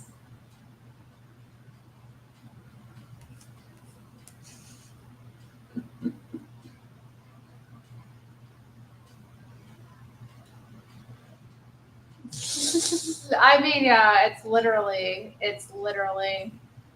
gay. Yeah, it freaks me out when ladies look like that too. She is a specimen though. She looks like, I don't know, like something out of Mortal Kombat. You know what I mean?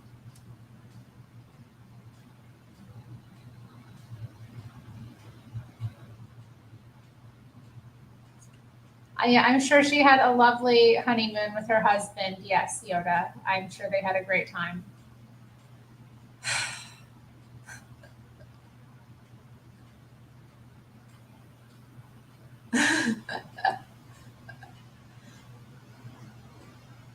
He hasn't described doing any of that, Yoda, but I'm sure at some point something happened.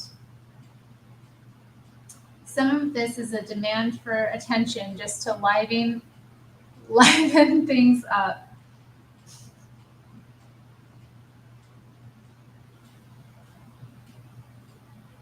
Around here. Mainly, it's a growing exasperation with Dad and the peculiar opinions he shares with me every evening. For example, there's an amiable couple of middle aged men, Tim and Frank, who run a local fish and chip shop. Dad admires their fish and chips. He says one night, the thing about the shirt lifters, they've always got something extra. It's true, isn't it? I know you like your Stephen Fry boy, and he's clever, isn't he? I can't be doing with Boy George, the dirty bastard, but you can see how he knows his business. Same with Tim and Frank. Bloody good chips. And fish. They've always got something. Not just Tim and Frank. I mean arse bandits in the round. I briefly promised myself to one day write a play called Arse Bandits. Arse Bandits, excuse me. Arse Bandits in the round, but otherwise nod quietly through this, tucking into my massive grill with cheesy mash.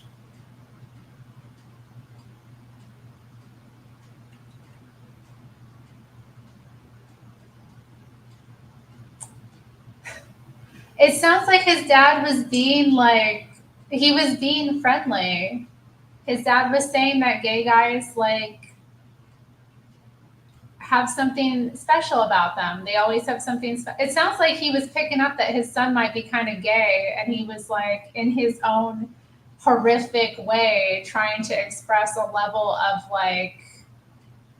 I don't know, expression of love to him. Maybe I'm reading too deeply into it, but it sounds like his dad is like I said, very salt of the earth type of person, very rough around the edges, not very well educated, doesn't speak, politically correct.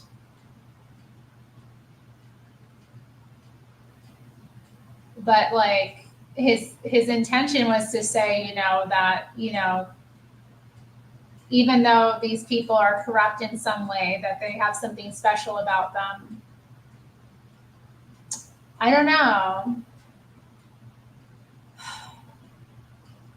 Modern Gentleman says that's not love. But is what he said not true? Do you think it's true or not?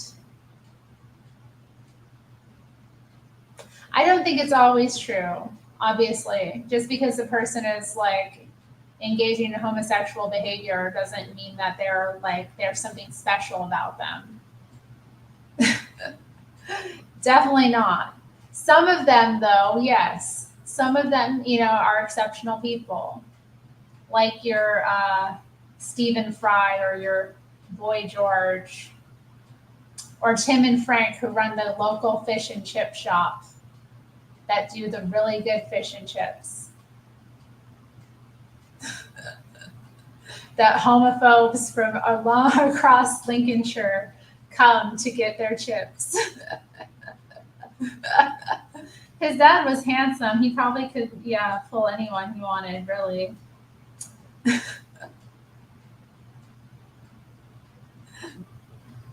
You're right, y'all. He did. I don't know, but he was trying, it sounded like he was trying to be accepting. That's all I'm saying.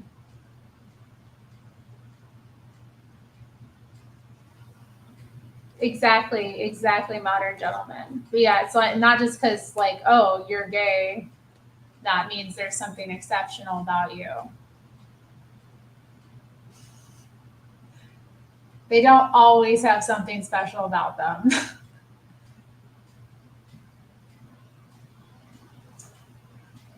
I get lazy in my observance of Dad's guidelines, and he occasionally throws a wobbly. His technique is to store up about a fortnight's worth of tiny resentments and then let them all flood out in a noisy mini bollocking. You do the washing up in the morning, boy, not when you feel like it. Do you hear? And don't think I haven't noticed that you never bother on a Thursday, so you can leave it to Josie, because I have. Right, well, sorry about that. There's no need to be sorry. This is your home. And another thing, you need to wash the bath out after you've been in it. I do. Not yesterday, you didn't. Okay, well, that is embarrassing, because I thought, it's not embarrassing. You live here. Mark was just the same when he first came here, and by the time he left, he knew how to live with someone without being a twat. I start to walk upstairs. Where are you going? I'm a twat, apparently, so I won't keep you. Walking away is the only reply that actually gets to him. I hear him swearing and banging a few doors downstairs for a couple of minutes, and then he pulls himself together. Man, his dad had an anger problem. A couple of minutes. Banging and swearing for a couple of minutes? How? Have you ever been that mad? Anybody here ever been that mad? I don't think I have it in me.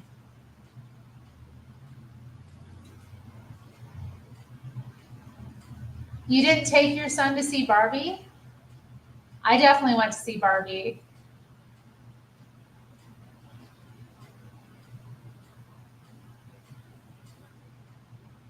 This book would be a lot different had he. Yeah, if this book might not exist. Who knows? You don't know who he had to do what with to get his spot on TV. I've gotten people that mad though. Yoda. Jeez. Oh. That's terrifying. Why? Why would you do that?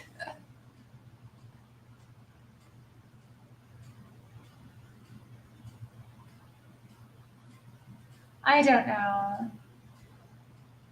Do you all understand my point about what I was saying though? Like it seems that Robert is taking what his father said incorrectly. You know, he's taking it a different way, or he's being offended by it instead of just like seeing it as his father's way of accepting him in a roundabout way. That passive aggressive English way.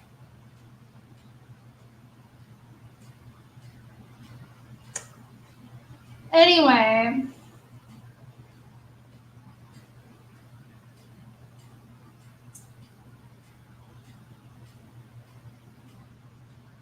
I hear him swearing and banging a few doors downstairs for a couple of minutes, and then he pulls himself together. He calls up, "I'm only hard on people I care about, boy."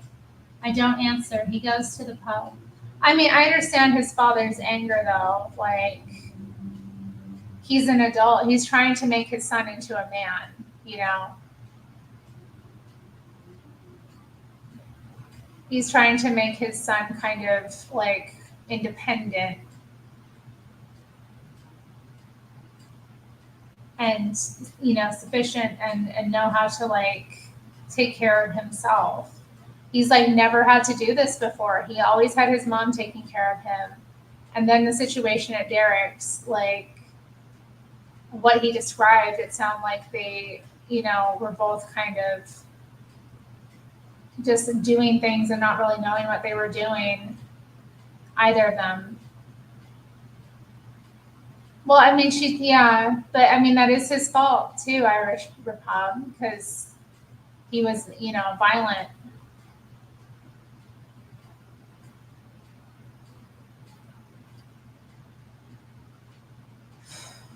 And you know, committed adultery multiple times. So he kind of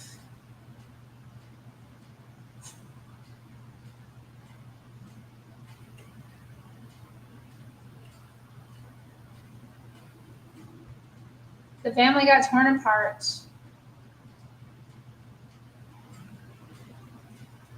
No, he one. No, he attended Queen Elizabeth's grammar school. He went to a grammar school.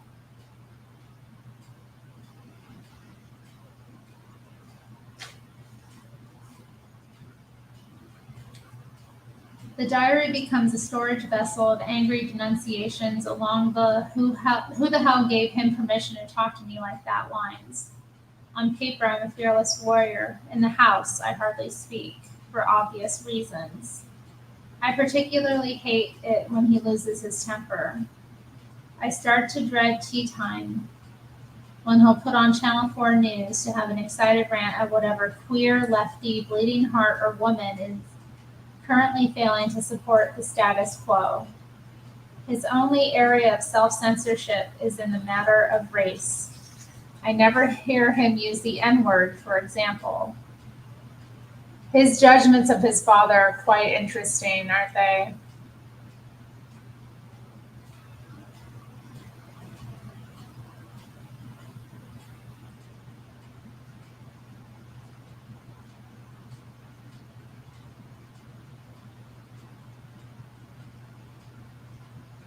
Stamford Grammar is also in Lincolnshire. What's Stamford Grammar?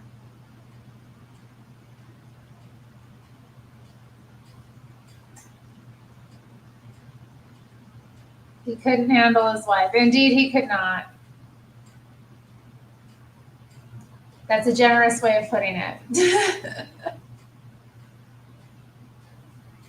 But this level of self-restraint costs him dearly, and everyone else will pick up the tab. He reserves particular contempt for Jon Snow, whose blue eyes and brightly colored socks and ties present Dad with some kind of primal challenge. "Who's a pretty boy, then?" he yells at the television one night when Snow is giving some Anglican bishop an averagely hard time. He rightly suspects that I disagree with him about basically everything, and is always keen for us to have a lively debate and a frank exchange of views. So I obviously give him nothing. I go for whichever tack will close the conversation down fastest. I shrug, mumble, disassemble, falsely agree with him, allow him to think I find his views unworthy of my important consideration, whatever it takes. I do this because I'm a lousy debater and hate arguments. B, because there's no arguing with him anyway, so what's the point? And C, because I'm still scared of him. I start to pray earnestly and properly every night on my knees by the side of the bed. I recite the Lord's Prayer as a sort of gateway prayer. Then I chat to Mom for a while, telling her about my day and complaining about Dad, trying for her to make it funny.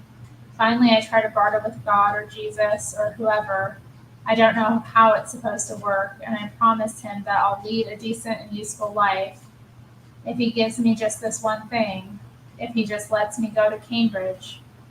I swear I'll be a kind man and a good servant. Just this one thing, Lord. Just get me the fuck out of here. Sorry about the swearing, Lord. Hope you don't mind.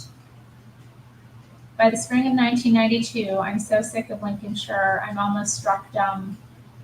I can't say anything in the staff room at Gateway without someone 2 years younger than me going, "Ooh, someone swallowed a dictionary." So I don't say anything. At school, the novelty value of having me around has worn off, and the sixth form seem to have concluded that I'm a freak and a weirdo. I keep out of their way. With Mark and Andrew, the family dynamic takes hold, and I have no confidence in their boisterous company. And I certainly say as little as possible at home. All my friends have gone apart from Will, and he's utterly wrapped up in his new girlfriend. Everyone I fancy isn't interested because I'm too old or too strange.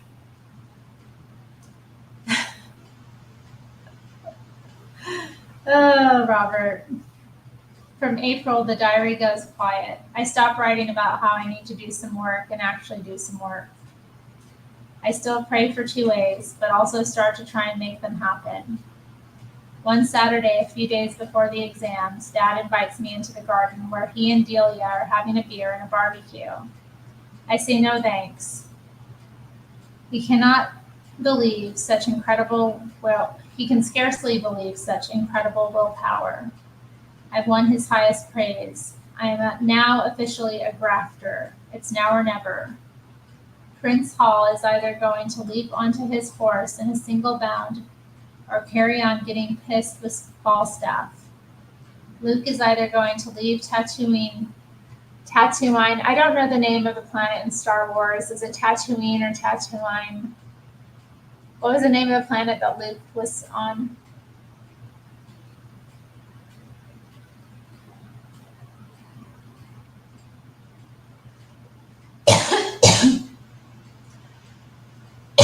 Oh, it's a boarding school. No, it wasn't that kind of school. A lot of his classmates went to like polytechnics and different.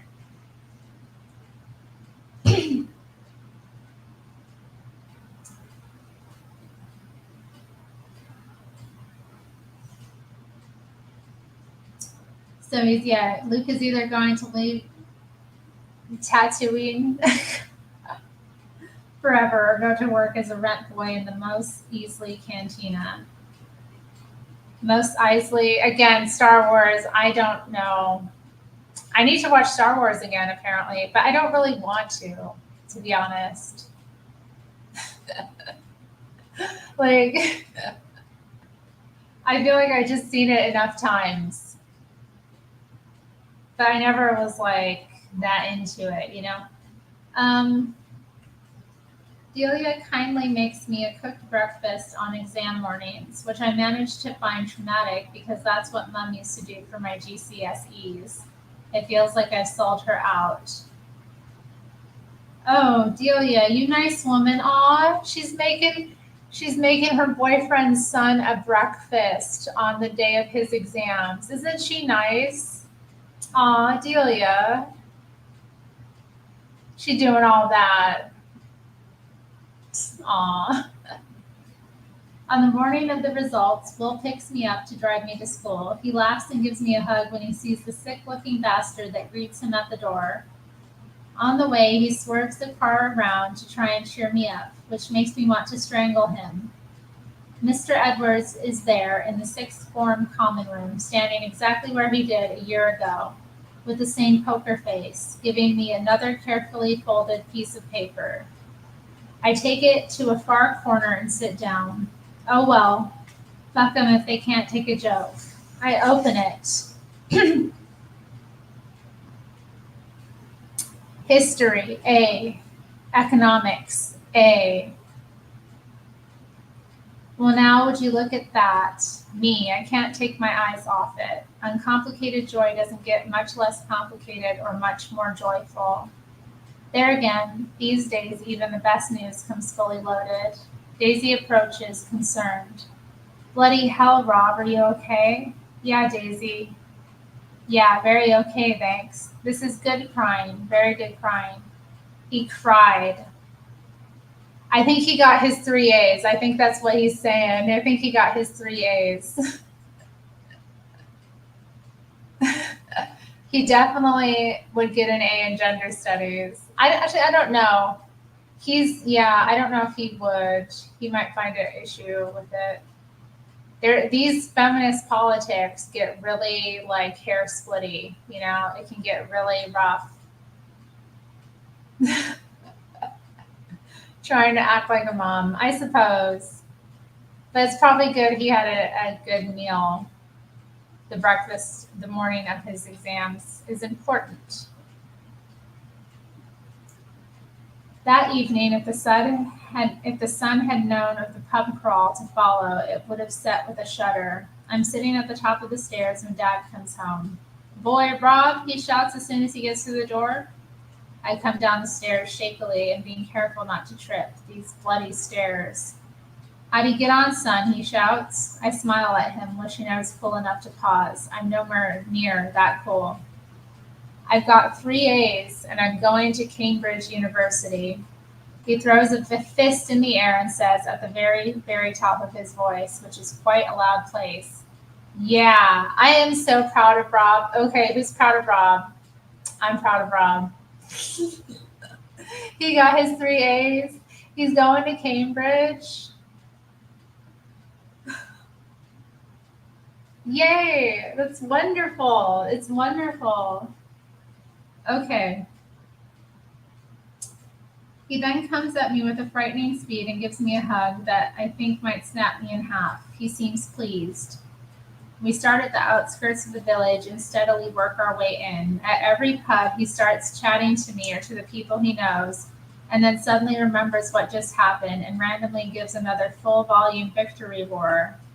Much as we've had a tough year, I'm inordinately proud to have made him so happy. This is so embarrassing. His dad took him out for a pub crawl and he is basically showing off about his son's A levels, or what are they called? Is it A levels? Fritz in chat?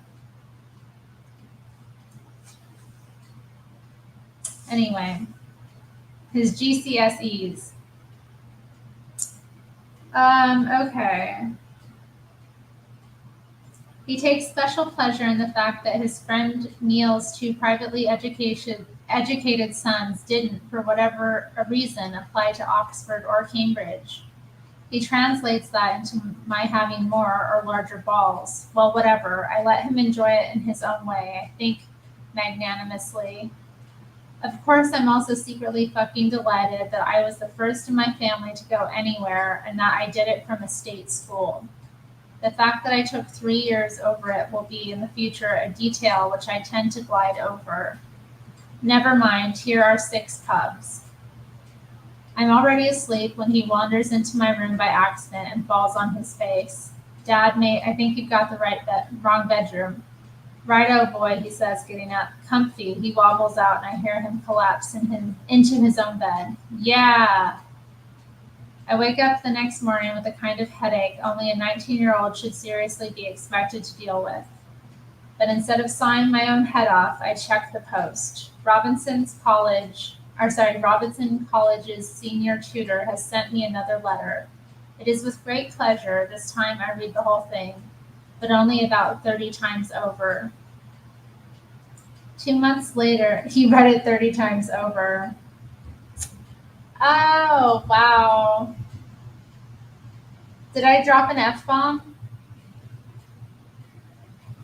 If I read one, it doesn't count.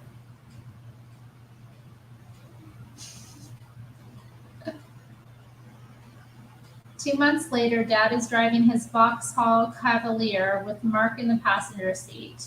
I'm crammed in the back, along with a massive suitcase John gave me and a new but artfully battered rucksack. Normal service has been resumed. Dad completely lost it trying to take the front wheel off my bike before stuffing both parts into the boot. Anyway, he doesn't call me lazy anymore. He sees a stack of books I bought from Robinson's English reading list and stops mentioning the 8 a.m. curtains. He knows I read all night. It's drizzling on the A1, and Dad offers an ongoing commentary about how the interval when his windscreen wipers are on interval wipe is either too short to merit the wipe or too long for him to see where he's going. Mark is not enjoying the ride. If it was him, he'd be driving at twice the speed with 4 times the competence. So he distracts himself by asking me questions. What do you think the bird situation will be like at Cambridge then, Bobs? It's not as if I'm indifferent to the bird situation, although I'm fairly sure I won't be calling them birds. I expect female undergraduates to be exactly like all the other girls and women I've ever met, except that these birds will surely want to F me. Man, you don't even know the whole story, Fred, or John Frederick. The whole fit was very well coordinated. Or is. I took off my little shoes. I've got, as you see, I've got my leopard print here. I also wore leopard print shoes. And then there are leopards on my pants. But they're not exactly leopard print. So yeah, I was in top form today. Who is Josh in the chat? Is there a Josh in the chat?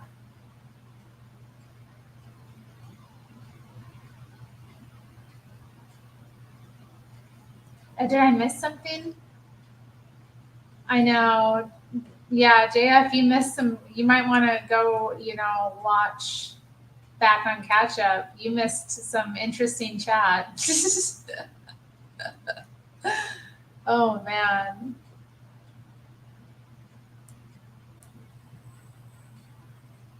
He seemed to do many pub crawls, so.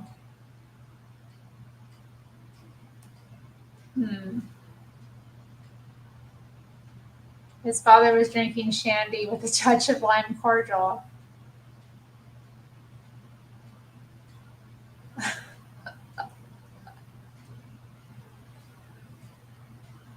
No, it is a nice Christian show.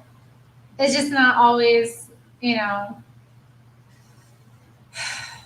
I can only control so much of what happens here. Yeah, I don't know. It's a tough one. I don't want to answer. Like, honestly, I really don't want to think about it because now I'm imagining them like grappling to death and it's horrible.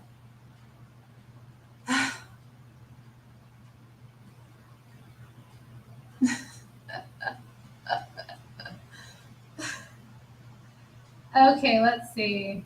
He thinks that the women at college are going to be different than the women at home, that they will actually want to sleep with him. He said in different language, of course. What with me being so clever and imaginative and everything, I replied, yeah. Luckily, I've never called them birds out loud, so I won't have to adjust that bit of vocabulary. I've been practicing for years, talking the way I think a Cambridge student talks, but only to a selected audience: Isabel, Carol, Heather Slater, and a couple of other teachers. I'm currently under the impression that it's all to do with irony and detachment. I think that whatever they say, clever people don't mean it. I expect in the next hour to be in the exclusive company of people who would never dream of calling a spade, the very idea. Surely it's going to be rather camp. And by the time we pass Huntingdon, my accent is finally in line with the geography of England. It was a good 4 years ago that I started to say Carsel instead of Castle, and op instead of oop. All the affectations are coming home, I think, to the place where they won't be affectations anymore. No more pretending. We find my room at Robinson, and Mark and Dad nearly piss themselves when they see a note on the bed reading, "Your bedmaker's name is Allison." Finally, little Lord Fauntleroy has staff.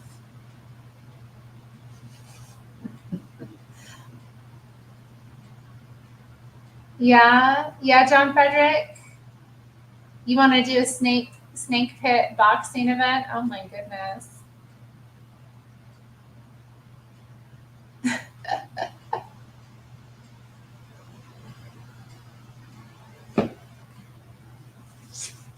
I guess we're planning a fight. Yeah, another fight is being planned.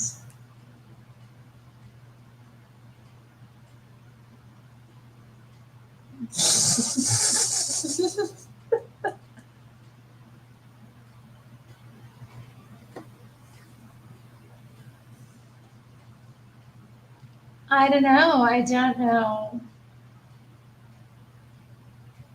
Title card is Mark from LA versus Joe from Phoenix. Oh God, how embarrassing. Can you imagine if those two even got into a room together? How hilarious it would be. Like, I'm trying to even imagine them, like, bringing it. You'd buy a ticket? Yeah, I would not.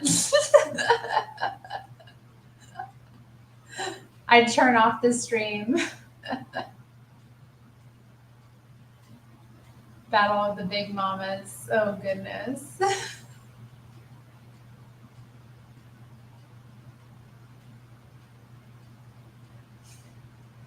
They are very similar. They are both very similar people, from what I've gathered. And in ways they're not either.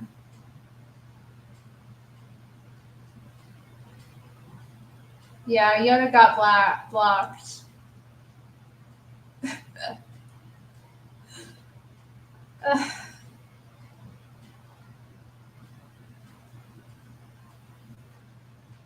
I think I was there when he got blocked too. I think I was observing it when it happened. I feel like I was in the chat.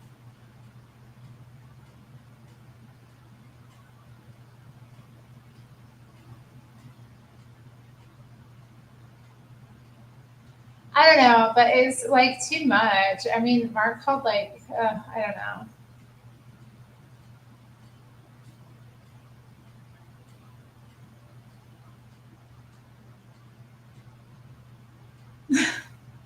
I can understand why somebody might. Like, he gets a bit nasty, like vulgar. Some people don't like vulgar things, and I don't really like them either. But maybe sometimes it's funny. Sometimes it's just shocking. Anyway, yeah, he had a bed maker named. So yeah, he had a note on the bed reading, "Your bed maker's name is Allison."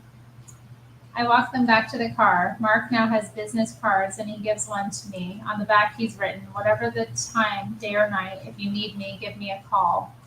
It occurs to me for the very first time that he's worried about me being here on my own in this new place where he can't keep an eye out for me. I thank him, even though the guilty truth is that I've been at Robinson for 10 minutes and I haven't felt safer or more at home since Mum died. "Right then, boy," Dad says. "See you at Christmas. Try not to get VD. Good luck with it all, me old beauty." He's looking emotional too. That's so nice. His father told him not to contract a venereal disease. Isn't that nice? What a nice dad.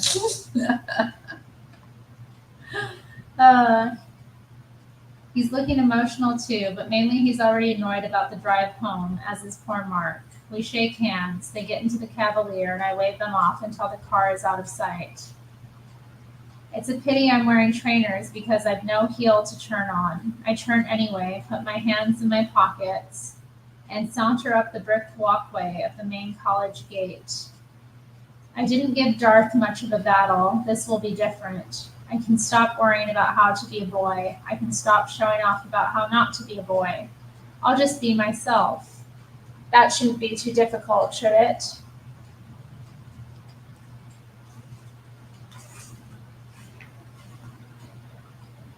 Oh my God. He opens the next chapter with a lyric by my favorite band. I forgot he was a Suede fan. Okay, yeah.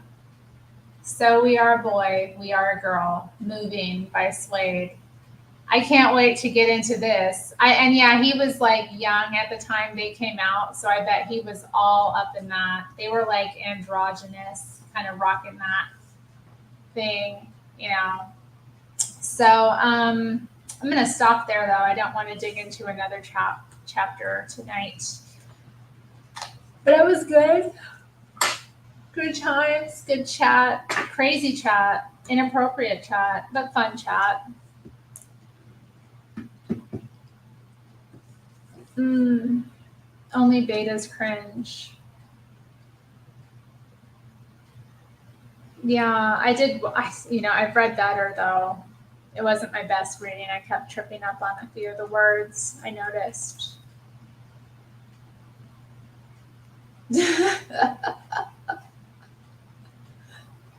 Yeah, Fred is pretty great.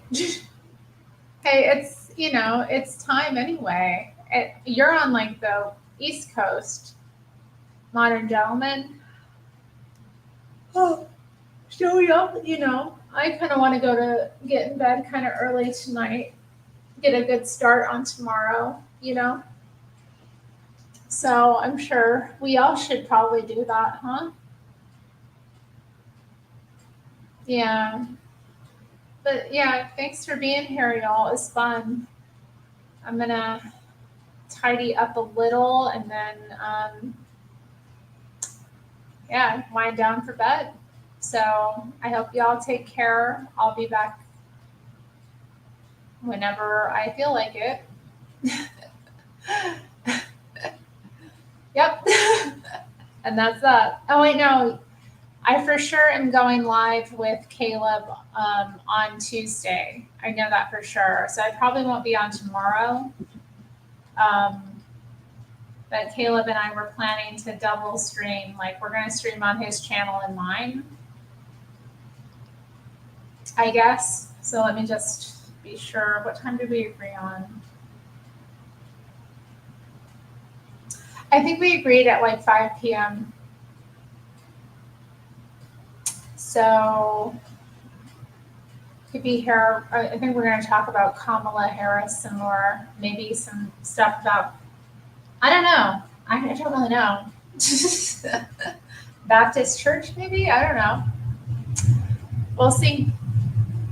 All right. Y'all take care. Bye.